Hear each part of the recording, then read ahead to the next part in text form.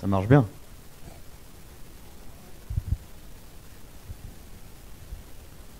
Bonjour, donc je m'appelle Is Jordan. Dans cette présentation, quoi? Bonjour. Dans cette présentation, donc nous allons vous présenter l'AVR, donc c'est de mon côté, et La réalité augmentée de mon côté. voilà. Donc On va faire déjà un premier retour sur l'historique de ces deux technologies qui sont en fait assez vieilles. Donc je vais laisser Jordan parler sur l'historique de la réalité virtuelle. merci. Donc pour la réalité virtuelle, en fait, c'est pouvoir s'immerser dans une application, dans un jeu, enfin voilà. Et donc j'ai pris que les 20 dernières années, mais ça existe depuis beaucoup plus longtemps, depuis au moins 1960. Et donc l'exemple en 1995, donc c'est la console de Nintendo Virtual Boy, qui malheureusement n'avait pas encore la technique nécessaire pour créer un environnement crédible, et c'est pour ça que du coup ces ventes, ça s'est ressenti dans ses ventes, et donc du coup Nintendo a enlevé la console du marché au bout de 1 an. C'était donc un gros flop pour Nintendo, et c'est du coup durant les prochaines années, l'industrie a continué à améliorer les écrans, les technologies de lentilles. Et donc en 2012, Palmer Luckey a créé une compagnie qui s'appelait Oculus VR et a fondé un Kickstarter pour financer un casque de réalité virtuelle, donc voilà, qui a été du coup envoyé aux backers du Kickstarter en 2013. Ça a montré qu'il y avait du coup un intérêt pour la VR, et c'est un peu ce qui a ravivé la flamme de cette technologie qui avait été essayée en 1995. Donc après, en 2014, il y a eu le Oculus Development Kit 2, qui était donc une séquelle au premier Development Kit en 2013, et ainsi que la première apparition d'un casque de réalité virtuelle par Valve, donc qui est à droite. Et donc il faut noter que ces deux casques, contrairement au DK1 qui utilisait la rotation de la tête pour la position dans le jeu, ces deux casques utilisaient une position dans l'espace. Et ça, c'est un bond très important. Ça montrait que pour la présence dans la réalité virtuelle, il fallait vraiment que l'utilisateur puisse bouger. Et c'est les premiers à avoir vu ça. Donc après, Oculus a été racheté par Facebook en 2014. Et en 2015, ils ont fait un partenariat avec Samsung pour développer le Gear VR. Le Gear VR, c'est la première approche du marché de la VR vers un grand public. Tout le monde a un téléphone, beaucoup de gens ont des téléphones Galaxy et tout, et donc du coup c'est un premier pas pour montrer aux gens et la VR est là, regardez, nous avons toutes ces applications, essayez. Et donc après, en 2016, là c'est le début de la commercialisation de plusieurs casques de la réalité virtuelle sur sur le marché du grand public. Donc l'Oculus Rift, qui a été du coup terminé pour 2016, le HTC Vive, donc Valve, qui avait fait le prototype en 2014, a fait un partenariat avec HTC pour sortir le Vive, donc, qui utilise la position dans l'espace, et deux manettes qui sont traquées aussi dans le jeu. Et pareil pour l'Oculus Rift, qui ont sorti aussi eux-mêmes leurs manettes, qui prouve bien que la présence est nécessaire à la réalité virtuelle. Et le PSVR, donc le PSVR qui marche pour la PlayStation 4, et donc c'est vraiment une grande ouverture dans le marché du grand public, car la Sony et la PlayStation, c'est très connu, et donc du coup je pense que plus tard dans l'avenir, on va voir encore plus de casques de réalité virtuelle au fur et à mesure que le public en achète. Et donc je laisse la parole à Lucas pour l'historique de la réalité augmentée. Alors la première question que j'ai à vous poser, c'est est-ce que vous voyez vraiment la différence entre réalité augmentée et réalité virtuelle? Vous voyez tous vraiment la différence. Donc la réalité augmentée, c'est une technique qui permet d'insérer en temps réel un élément de 2D ou 3D dans une image réelle. Donc en fait, on pourrait croire que c'est une technologie qui est assez récente, notamment avec l'HoloLens qui a fait un grand bruit depuis l'année dernière. Mais c'est une technologie qui est apparue aux alentours de 1968 avec Jan Sutherland, qui a créé un premier système qui va permettre en fait de superposer des images virtuelles sur un environnement réel. Puis par la suite, il y a eu beaucoup d'évolutions. À la base, on était obligé d'utiliser des marqueurs sur des tables pour pouvoir faire apparaître des objets. Et aujourd'hui, on arrive à faire apparaître des objets virtuels en se repérant dans l'espace avec par exemple de la localisation GPS et tous les gyroscopes que vous avez dans vos téléphones. Les images que vous voyez là, c'est donc un HoloLens qui est sorti l'année dernière et pas l'année dernière, un peu après, et qui est disponible en France seulement depuis novembre.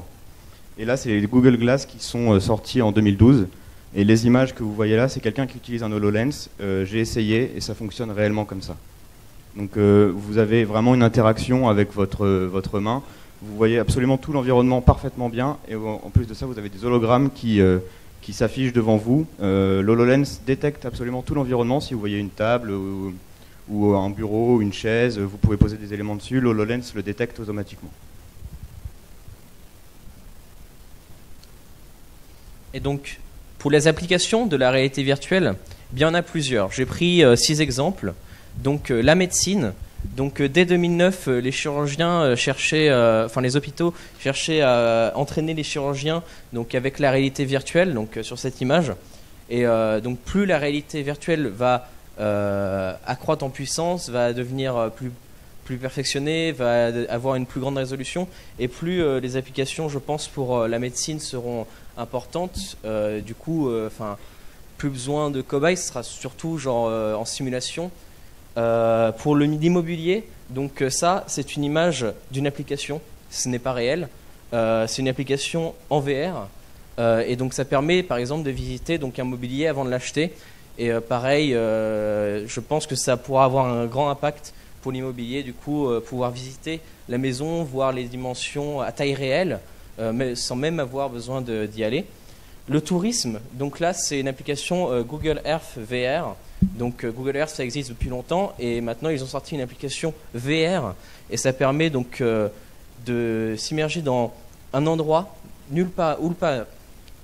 un endroit quelque part dans le monde, et on peut même se scale à la taille humaine, et donc voir les monuments en taille réelle, alors qu'on est chez soi, quoi. Donc le jeu vidéo, il y a beaucoup de demandes dans le jeu vidéo. Il y a beaucoup de jeux qui sont en train d'être développés justement spécifiquement pour ça. Il y a beaucoup plus il y a beaucoup plus d'interaction avec la VR qu'avec un jeu normal. Par exemple, pouvoir prendre une torche et bouger dans un donjon, c'est quelque chose qu'on peut faire en jeu normal, mais en VR, ça donne on est dans le jeu en fait, et ça donne une beaucoup plus grande perspective.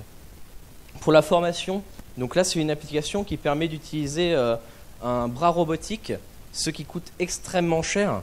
Et donc ça, pour la formation, je pense que c'est super bien. Et l'audiovisuel, donc là, c'était TF1 qui avait diffusé un match de foot en VR. Et donc voilà, c'est la démocratisation de la VR, car TF1, du coup, maintenant, s'intéresse beaucoup à la réalité virtuelle. Alors pour les applications de la réalité augmentée, c'est à peu près similaire à la réalité virtuelle.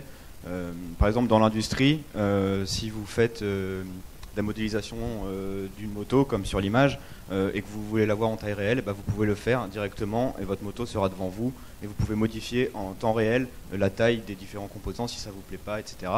Pour la formation, bon, là on voit sur le Skype, l'image Skype qu'il y a, c'est écrit DAD.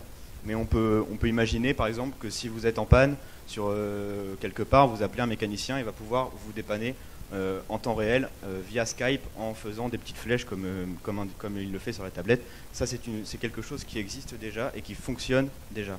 C'est-à-dire que vous pouvez appeler quelqu'un sur Skype avec l'HoloLens. Si cette personne dessine des flèches, vous allez les voir en temps réel sur votre image pour pouvoir par exemple démonter cette pièce-là, utiliser ça, puis, etc., etc. Pour le jeu vidéo, j'ai pris l'exemple de Pokémon Go, parce que c'est quand même un jeu qui a fait parler de lui pendant très longtemps. Donc on voit vraiment que la réalité augmentée, c'est quelque chose qui n'est pas uniquement destiné à des appareils comme des HoloLens, des appareils qui coûtent très cher, parce qu'un HoloLens, il faut savoir que ça coûte entre 3 et 5 000 euros. Pokémon Go, ça coûte pas entre 3 et 5 000 euros, et pourtant c'est bel et bien de la réalité augmentée.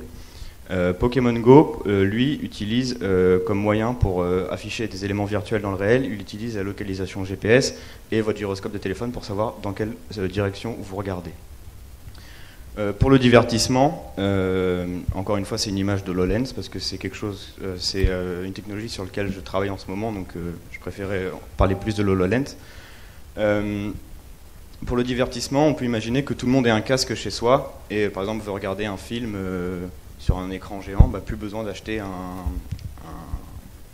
vidéoprojecteur qui coûte super cher. Vous pouvez directement lire vos vidéos depuis le HoloLens et choisir la taille de votre écran juste en l'ouvrant avec vos doigts et oula, ça fonctionne très très bien.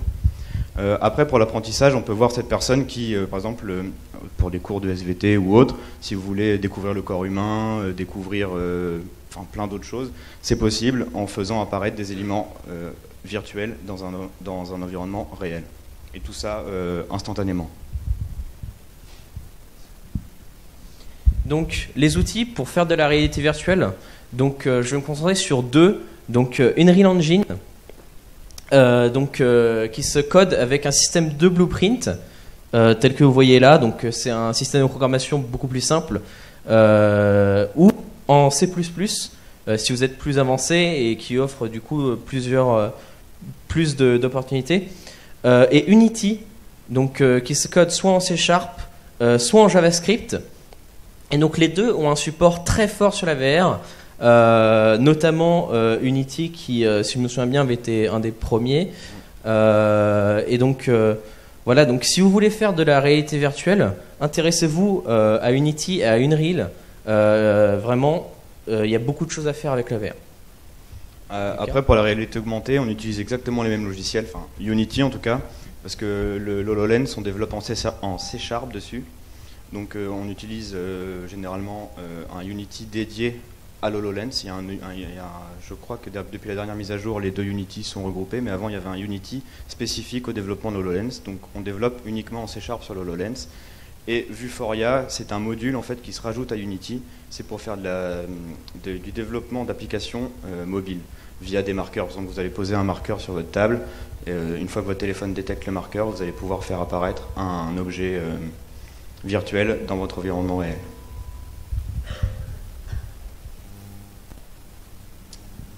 Et donc l'avenir des deux technologies, donc pour l'avenir de la VR, ce sera surtout la résolution de l'écran. Est-ce qu'on peut faire des meilleures lentilles pour donner un plus grand champ de vision? Et donc par exemple, pendant le CES 2017 qui s'est déroulé il y a quelques semaines, HTC a présenté TPcast qui permet d'utiliser son casque Vive sans aucun fil. C'est complètement sans fil. Du coup, on est c'est beaucoup plus immersif dans un jeu, par exemple, où on doit beaucoup tourner, les câbles ne s'enroulent pas, on n'a pas l'impression qu'il y a quelque chose qui nous tire derrière la tête. Après, pour une deuxième étape, c'est une meilleure interface. Donc pareil, là c'est une capture d'écran du CES 2017, encore il y a quelques semaines, qui HTC a montré un nouvel objet connecté avec le Vive. En fait, c'est un petit tracker que l'on peut mettre sur n'importe quel objet. Par exemple, là, ils ont fait un jeu de baseball et ils l'ont mis sur une batte de baseball. Et donc, quand on tient la batte de baseball, on tient vraiment une batte de baseball dans la vraie vie. Donc, on sent bien la masse et tout. Et donc, je pense que ça pourrait amener de nouvelles solutions. Par exemple, il y avait une autre application qui utilisait une veste qui simulait les effets de la chaleur et une pompe anti-incendie. Et donc le marché est en pleine expansion. Exemple, Facebook qui rachète Oculus en 2014, HTC qui fait un partenariat avec Valve pour développer un casque de la réalité virtuelle, Samsung qui fait un partenariat avec Oculus pour développer le Gear VR, et encore Sony qui sort le PSVR, Google qui montre le Cardboard en 2014. Et donc voilà, il y a beaucoup pour la VR, c'est vraiment en grosse expansion. Et pour la réalité augmentée, alors pour la réalité augmentée, on pourrait se dire que la réalité augmentée avec l'HoloLens c'est le futur. Moi je dis oui, mais pas maintenant. Il y a encore beaucoup d'évolutions à voir. Par exemple dans l'HoloLens, c'est vrai que les lentilles qu'il y a, les hologrammes sont vraiment très restreints. Il faut positionner parfaitement le casque si on veut bien voir, et encore c'est pas terrible. Il y a très peu de contrôle. Pour le moment, il y a 2 gestes qu'on utilise vraiment souvent, il n'y en a que 2. Après sur le contrôle vocal, ça fonctionne, mais c'est pareil, c'est encore c'est très restreint. Il y a que quelques commandes vocales. La possibilité avec l'HoloLens aussi, c'est de les interconnecter, de pouvoir voir tous en même temps le même contenu. Ça c'est très bien, sauf que vu le prix d'un HoloLens, les gens peuvent rarement se permettre d'en acheter 3 pour autant acheter une télé, quoi. Donc ça, je pense que si le prix de l'HoloLens baisse, on pourra vraiment utiliser beaucoup plus de features disponibles. Après, il y a une assez grosse communauté, donc il y a de plus en plus de commandes gestuelles, de commandes vocales qui sont développées. Les gens développent vraiment de plus en plus sur l'HoloLens. Il y a beaucoup d'applications qui sont déjà disponibles sur le Windows Store. Donc c'est une technologie qui doit évoluer, qui est vraiment très bien, mais qui a encore d'énormes progrès à faire, pour moi en tout cas. Après, pour ce qui est aussi des casques de réalité virtuelle comme Jordan, le HTC Vive peut aussi faire de la réalité virtuelle, parce que les Vive, de la réalité augmentée, pardon. Les Vive ont tous une caméra, les Oculus ont tous une caméra, et ça en fait, cette caméra sert à faire de la réalité mixte, donc de la réalité augmentée. Faire apparaître dans votre jeu vidéo des objets de la vie réelle, par exemple dans les jeux de voiture, faire apparaître son volant alors qu'on est en train de jouer en réalité virtuelle, c'est possible. Donc en fait, je pense que les 2 technologies aujourd'hui sont en train de se regrouper, et je pense qu'ils ont quand même un bel avenir devant eux, même s'il y a encore beaucoup de progrès à faire. Donc maintenant, on va vous parler de nos expériences. Donc nous sommes actuellement en stage de 3e année. Donc moi, je suis en stage chez Gameit, donc qui est une société située à Salinopolis. Et donc le projet sur lequel je travaille s'appelle Aptis. Donc en fait, c'est un projet, c'est une mission de la médecine des armées pour mesurer.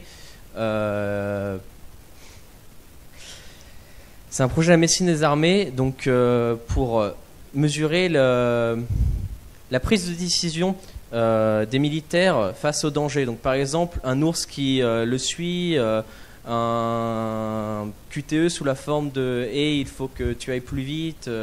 Enfin voilà. Donc ça se passe dans un terrain montagneux sur un vélo. Donc le vélo en fait c'est un objet qui s'appelle le VirZoom, qui est de provenance américaine, et donc qui permet avec Unity, on peut faire l'interface entre le VirZoom et Unity. Avec le casque, donc nous on utilise l'Oculus Rift. Et donc on a l'impression d'être projeté donc, dans ce paysage où on se balade en vélo. Et à quelques points, par exemple une forêt, il pourrait y avoir une biche qui sort de la forêt et il faut l'éviter en un temps très juste. Ou du coup l'ours qui chasse ou un loup. Enfin voilà, on essaye vraiment de rendre un environnement vivant pour qu'il y ait une vraie immersion en fait des militaires à l'intérieur, et donc de voir les décisions qu'ils prendraient. Alors pour moi, je suis dans la société Kiveo, qui est aussi basée à Senino. Je ne vais pas vous parler du projet de stage que j'ai parce que ça n'a absolument rien à voir avec la conférence qu'on vient de faire. Donc je ne vais pas en parler. Kiveo, c'est une société qui fait des applications mobiles de réalité augmentée, des applications de réalité virtuelle aussi augmentée. On travaille sur le HTC Vive, sur les Gear VR et autres cardboard sur mobile, et aussi avec l'HoloLens. Donc les entreprises viennent généralement nous voir, par exemple, pour faire une visite virtuelle d'un bâtiment qui sera en construction plus tard, ou des personnes qui veulent avoir qui veulent créer des pièces, par exemple une turbine avec l'HoloLens. On peut voir la turbine en taille réelle, faire un éclaté de pièces pour voir la turbine en taille réelle et en détail. Donc Kiveo, c'est une société qui n'a pas de... Alors, comment dire ? ils n'ont pas de projet défini. Ils acceptent à peu près, ils acceptent pas mal de projets différents. Ça peut très bien aller de la visite virtuelle, comme je disais, à un éclaté de pièces, à des vidéos 3D, ou etc., etc. C'est assez large comme domaine et ça fait dans à peu près tout. Je sais pas comment le dire, mais il y a, je sais pas comment expliquer. Ouais, tu vas pas m'aider. On va dire qu'ils n'ont pas ouais, enfin, ils sont polyvalents, voilà, et ils ont pas de technologie définie. Ils vont pas bosser uniquement sur le HTC Vive. Il y a beaucoup de technologies disponibles pour différents projets. Voilà ce que j'ai à dire. Et donc voilà, ça conclut notre présentation. Donc si vous avez des questions, n'hésitez pas.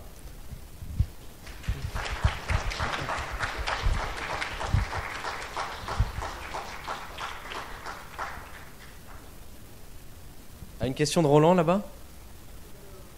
Tu veux parler ?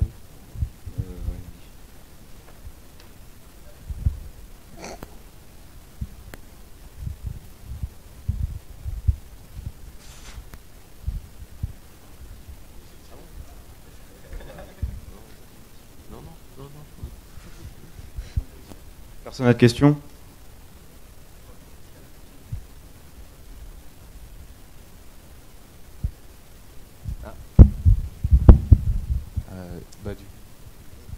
Du coup, Lucas, tu as parlé tout à l'heure tu disais que la réalité augmentée, c'était pas vraiment pour tout de suite. Mais autre que le prix, est-ce que tu as d'autres éléments qui te font penser à ça en particulier ? J'ai pas dit que la réalité augmentée c'était pas pour tout de suite parce que ça existe déjà depuis longtemps. Moi je dis que l'HoloLens et les casques de réalité augmentée c'est pas pour tout de suite parce qu'il y a encore, c'est ce que je disais, c'est très faible en fait en fonctionnalité. Enfin, c'est large en fonctionnalité, mais en utilisation c'est assez complexe en fait à utiliser. Quel genre de fonctionnalité t'aimerais rajouter par exemple sur le casque que tu as pu tester ? Déjà que les commandes gestuelles et vocales fonctionnent déjà mieux parce que là, elles ne fonctionnent pas tout le temps. Il faut vraiment faire un geste très très précis pour que le casque le détecte. Donc déjà, ça c'est vachement limité. Il y a des gens qui vont mettre l'HoloLens et qui vont réussir à l'apprivoiser en l'espace de 30 secondes. Et moi, au bout d'un quart d'heure, j'arrivais même pas à ouvrir une application, quoi. Et en fait, ça dépend vraiment des gens. Il faut vraiment comprendre le geste exact pour que ça fonctionne. Donc du coup, c'est vachement limité comme usage.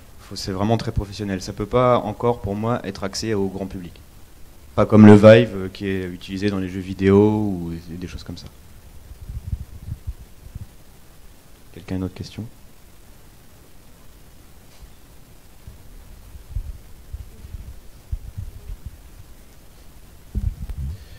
Donc là, au niveau des technologies, on a vu un petit peu réalité augmentée, etc. Mais est-ce que vous pouvez donner un petit peu les compétences nécessaires pour le développement de ces applications ? Je pense à des compétences autres que, évidemment, le développement et puis la connaissance des langages. Est-ce que vous avez une idée de ce qui peut être bien ? Tout simplement des qualités. Ouais, 9 sur 10 en vue, parce qu'après, la vue abaisse. Mais ouais... compétences, déjà, bien comprendre la 3D, surtout. Parce que des notions d'infographie ou de choses comme ça peut être bien, c'est un plus, quoi. Même si nous, personnellement, on n'en fait pas, c'est quand même bien d'avoir des notions d'infographie pour modifier telle ou telle chose. Ah, c'est bien ça. Voilà. Après, en qualité spécifique, bah ouais, la connaissance des langages, le C#, le Java. Après, je vois pas de... Je pense que c'est vachement accessible pour nous, quoi. Donc pour le Vive, donc il y a donc en graphisme, mais moins quand même, parce que en fait, même si les graphismes sont simplistes, si l'expérience est assez bonne, on peut quand même se sentir sa présence dans le jeu ou l'application. Et par exemple, sur Unity, il y a un plugin qui s'appelle VR Toolkit qui permet qu'il y a plein de démos sur le Vive. Et donc, je pense que ça peut faciliter la création d'idées de jeux ou d'applications Vive de beaucoup. Genre, il y a comment se téléporter et tout. Genre, vraiment, je pense qu'on peut mettre en place une petite application test juste pour voir si ça marcherait très facilement, même si on ne code pas forcément. Oui, c'est quand même important. Oui, moi j'ai une petite question. Est-ce que vous auriez un conseil, notamment par exemple pour les premières années, pour commencer à travailler dans ces domaines-là? Par quoi il devrait aborder les choses? Est-ce qu'il y a des technos à aborder en priorité, ou est-ce que, en sachant que le B2 possède un Oculus Rift? Voilà. Pour l'Oculus Rift, donc le DK2, normalement, j'ai pas vérifié, mais normalement, il est bien compatible avec Unity. Donc, n'hésitez pas à vous en servir pour essayer. Maintenant, le must, effectivement, c'est de vouloir créer un jeu qui utilise directement les contrôles, mais du coup, ça en a pas. Mais donc, je vous conseille de vous intéresser à Unity, si vous voulez faire de la VR, de vous intéresser à Unity. D'essayer déjà de faire un petit projet sur Unity, et puis après essayer de faire un petit projet mais au-dessus avec la VR, donc avec le casque que le B2 possède. Et donc voilà, intéressez-vous à Unity, je pense. Intéressez-vous à Unity. Je pense que Unity c'est le mieux. Enfin, dans Unreal il y a un système de blueprint, mais je pense quand même qu'Unity c'est le mieux. Et du coup j'ai une autre question, Jordan. Ça en est où le projet Star Wars? C'est un petit troll entre nous. J'ai pas plus de questions que ça. Merci pour ta réponse. Quelqu'un a une autre question? Non. Non, bah non. Bon bah merci à tous de votre attention. Merci.